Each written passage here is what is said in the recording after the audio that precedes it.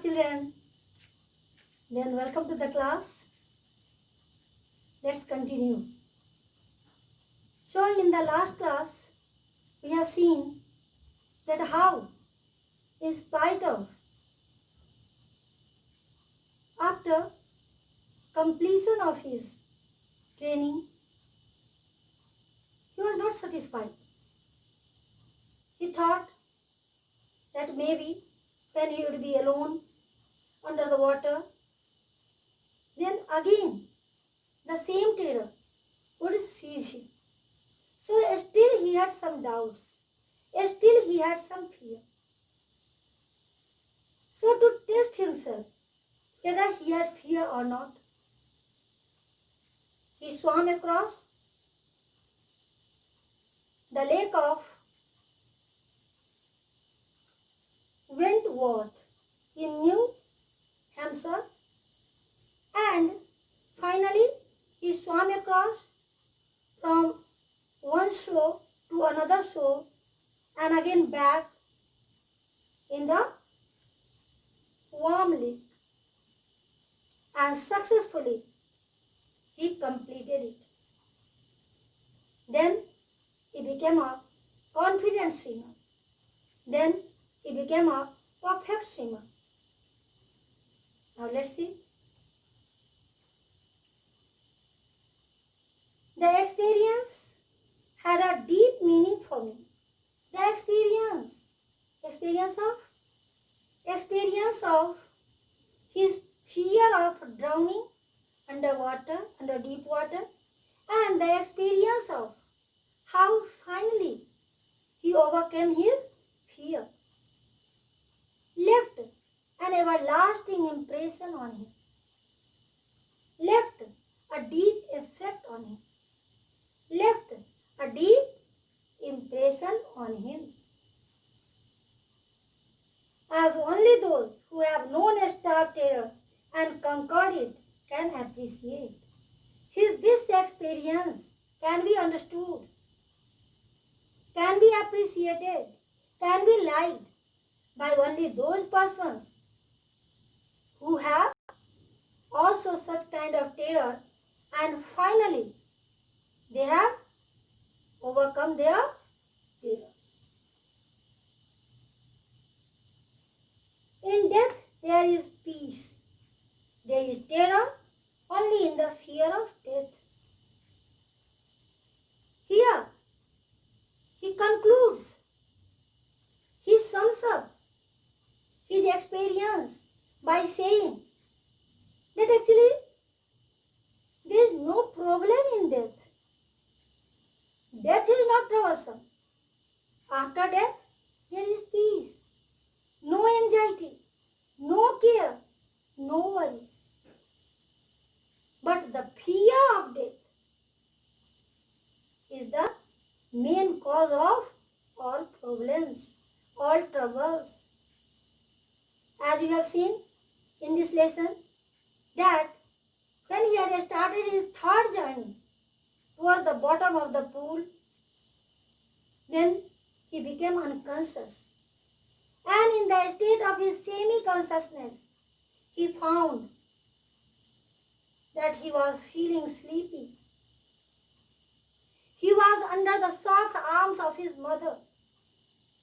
Without any effort, he was being carried with the water.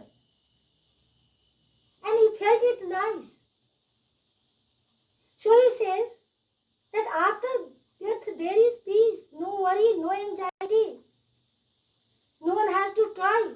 No one had to struggle. But the fear of death is the main cause of terror. As Roosevelt knew when he said, all we have to fear is fear itself. Who is this Roosevelt? The then President of the USA, Franklin D. Roosevelt. The author was his advisor. The author was his friend also. Once Roosevelt had told in his speech, in his address, that we have not to fear anything. We should be fearless. If we have to fear, then we have to fear the fear. Only we have to fear the fear. This fear is the root cause of all the troubles, all the miseries.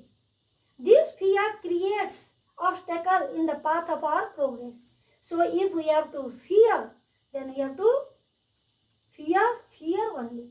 Means we have to overcome the fear, which is the main cause of all problems. And accept this fear. We don't need to fear anything. Means we have to overcome the fear. We have to defeat the fear.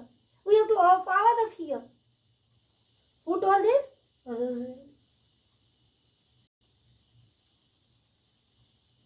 Because I had experienced both the sensation of dying and the terror that fear of it can produce. The will to live somehow grew in intensity. The author here says that when he was drowning underwater, under deep water, he had experience of both kinds of sensation. He has experience of dying also, death also, and experience of terror also. But his will to live only saved him. He came out of water. He might overcome the fear only due to his willpower, due to his determination.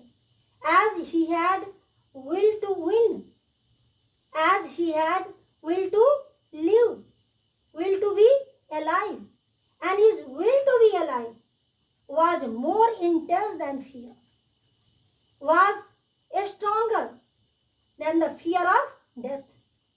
That's why only he could save himself, he could come out of water, and finally he overcame the fear. So one should have a strong willpower, confidence. One should be fearless.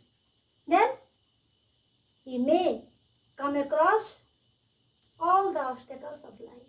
He may defeat all the obstacles of life. At last, I felt released. At last, after overcoming the fear, he felt relaxed. He felt comfortable.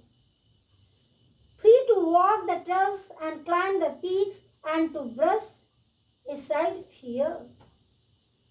Now he was ready to enjoy all kinds of adventure. Whether it was to climb the mountain peak or it was to walk on the trails of mountain. He was ready to enjoy any kind of adventure by brushing aside his fear, by removing his fear. So we have seen that how due to sheer determination he overcame fear. He became successful.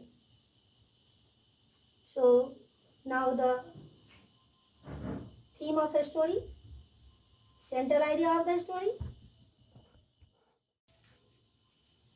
So through this lesson, deep water, which is an excerpt from of Men and Mountain by William Douglas, the writer conveys the message of hope, determination, and struggle.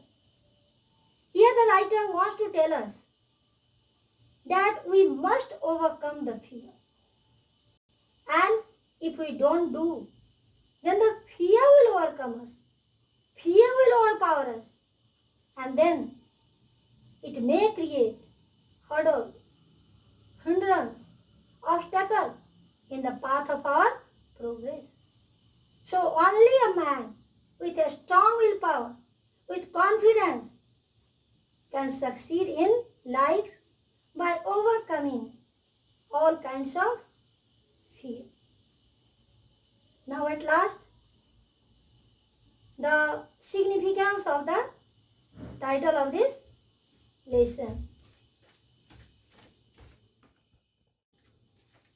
The title of the lesson, Deep Water, is quite justified. The title focuses our attention on the main theme of the lesson.